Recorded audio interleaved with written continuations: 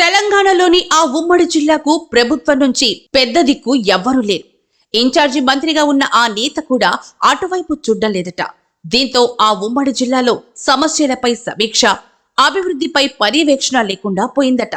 ఇంతకు ఏదా జిల్లా అనే కదా వాట్ దిస్ స్టోరీ. తెలంగాణ రాష్ట్రంలోని వెనుకబడిన జిల్లాగా పేరున్న ఆదిలాబాద్ జిల్లా మొత్తం 10 అసెంబ్లీ నియోజకవర్గాలున్నాయి. అందులో 4 స్థానాలు బీజేపీ, 4 కాంగ్రెస్, మరో 2 బీఆర్ఎస్ దక్కించుకున్నాయి. కానీ ఈ దఫా ఆదిలాబాద్ జిల్లా నుంచి గెలిచిన ఎమ్మెల్యేలకు మంత్రివర్గంలో ఒక్కరికి కూడా చోటు దక్కలేదు. అందుకే పేద ప్రజల కష్టాలు తెలిసిన ఆదివాసులపై అవగాహన ఉన్న సీతక్కకు ఆదిలాబాద్ జిల్లా ఇన్ఛార్జి మంత్రిగా ప్రభుత్వం నియమించింది.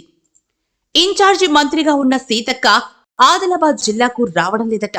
గత 3 నెలలుగా ఉమ్మడి ఆదిలాబాద్ వైపు మంత్రి సీతక్క కన్నెత్తి కూడా చూడడం లేదట. ఇటీవల ఉప ముఖ్యమంత్రి బట్టి విక్రమార్క పిప్పిర్లో పలు అభివృద్ధి కార్యక్రమాలకు శ్రీకారం చుట్టి బహిరంగ సభలో పాల్గొన్నారు. ఆ కార్యక్రమానికి కూడా మంత్రి సీతక్క డుమ్మా కొట్టారట. అంతేకాదు, ఉమ్మడి జిల్లాలోని 4 జిల్లాల్లో నిర్వహించిన దిశ మానిటరింగ్ సమావేశాలకు కూడా ఇన్ఛార్జి మంత్రి హాజరు కాలేదట. పట్టణాలతో పాటు జిల్లాలోని ఏజెన్సీ ప్రాంతాల్లో విష జ్వరాలు విజృంభిస్తున్న సీజనల్ వ్యాధులపై సమీక్షించి నివారణ చర్యలకు మంత్రి ఆదేశించలేదు అంటూ స్థానికులు మండిపడుతున్నారట.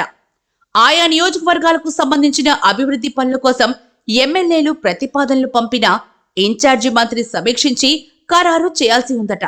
ఆ పనులు ముందుకు సాగటం లేదట. ఉమ్మడి జిల్లాలోని పలు ప్రధానమైన అభివృద్ధి పనులు నిలిచిపోగా కొత్త పనులేవి ప్రారంభమే కాలేదనే విమర్శలు గుప్పుమంటున్నాయట.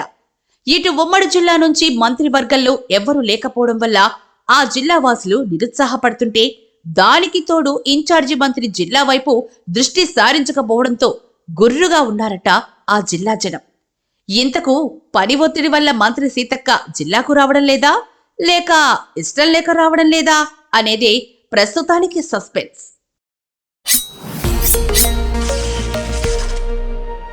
మీకోసం మీ వెంటే ప్రశ్నించే గొంతుక ఎక్స్ న్యూస్.